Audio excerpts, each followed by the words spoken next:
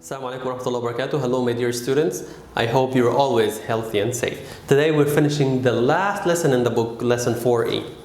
The title of the lesson is What a Day. What a day. We say what a day when we want to say this day did not go normal. Something special about this day. Maybe good, maybe bad. What a day. The first part is the vocabulary, the new words. Here you see bold words, the words that are dark. Okay? Malik was very proud when he passed his exam. If he was proud because he passed the exam, what does pass the exam mean? Excellent. That he got good marks in it, did not fail it. The opposite of pass is to fail. You didn't study for the test, so it is possible that you will fail it. If you don't pass a test, you fail it. So pass a test or fail a test. C. How often do you sit for exams at your school? Sit for exam means take exams. So how many times, how often do you sit for exams means how many times you take exams. D. Steve was so ill that he missed a week's lessons. To miss lessons means to skip them. If you are ill, you may miss lessons. You stay at home and you do not take the lessons, you miss them. E. I always do well in tests because I study hard every day. Do well in a test, that means excellent. Answer very well. Know everything in the test.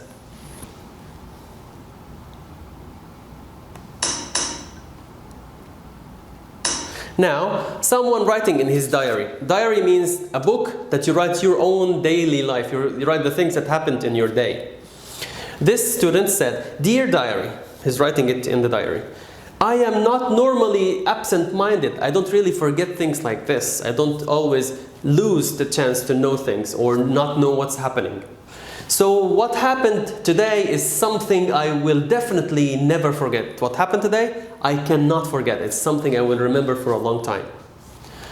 Last week, I missed a lesson because I was ill." He didn't go to school and he missed a lesson because he was ill, sick.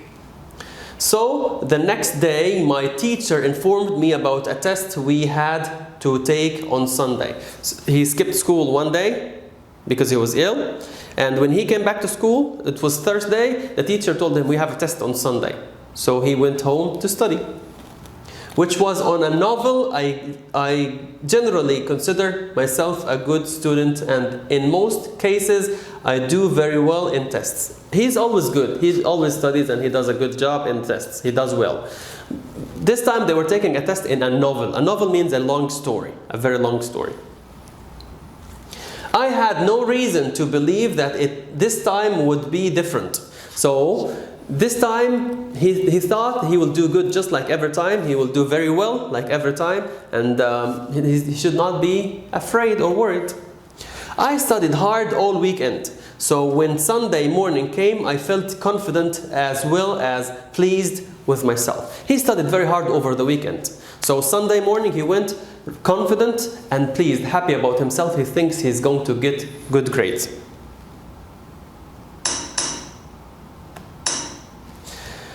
"Did I mention I was actually looking forward to the test?" Because he was very ready. He wanted the test to come, so he was looking forward for the test. Now, "Well, when I got into the classroom, my classmates were nervous." The classmates are the people who are with you in class. They were nervous, they were worried. "They were discussing a specific chapter of the novel." Chapter means part of the novel. Novels are made of parts. Each part we call it chapter.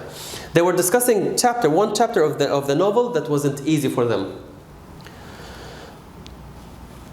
saying that it was impossible for them to remember all the names of the countries included in the chapter. It was hard for them to remember the names of the countries in this chapter because they are many.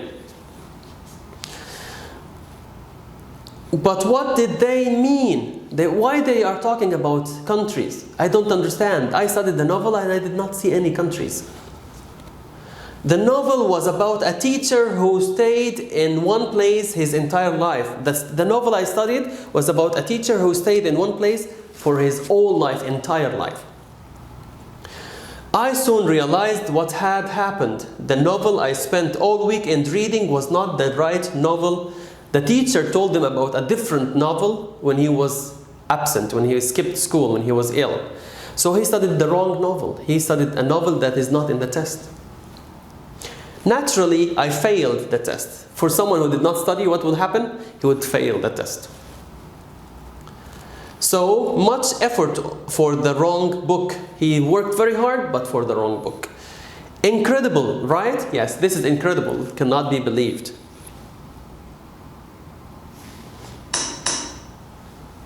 Now this guy, the writer, usually forgets things, always forgets things. No, he said, I am not absent-minded. Absent-minded means I forget things. So is he usually doing this? Is he usually absent-minded? Not really.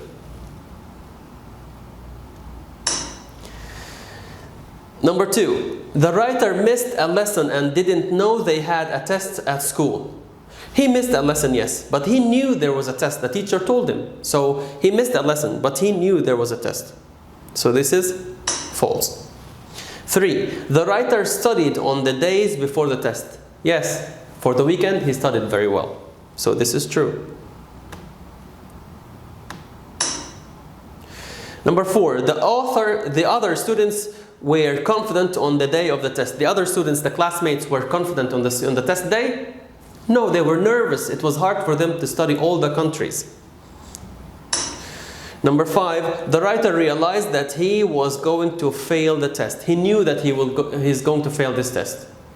Yes, he studied the wrong novel. He studied the wrong thing. Now, think about something that happened like that. Something that was unusual. Doesn't happen every time. Different, unusual. And answer these questions about yourself. If we were in class, we were to do it with our friends. But now when you are at home, answer these questions about something unusual happened to you and answer these questions about it here.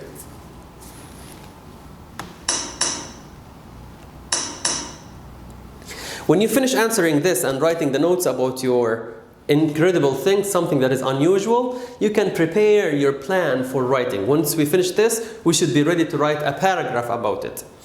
How can you prepare your paragraph? You can prepare the paragraph by preparing the setting of your writing. The setting means the time and the place and the people. Time, place, and the people in your story, the thing that you're going to tell. So when, say when. Where, say the place. Who was involved? Who was there? You and who? Or whom are you going to talk about? Also, what happened? First thing happened. Next, then, and how did you feel? Remember, we say first and then we say a sentence. Next, we say a sentence. Then we say a sentence. And the last thing you say, how you feel. Once you finish all these boxes, you will be ready for your paragraph. You have a good idea how to make your paragraph. Take these sentences, think about them one more time, write them in a paragraph, everything will be set. If you have any questions or something you don't understand, please send me. I will be very happy to answer any of your questions. And if you finished it and want me to check it for you, you know where to send it. And make sure to finish your lesson 4E in the workbook. For any question you don't know, also send me. Until we meet again, and I wish you the best of luck. Goodbye.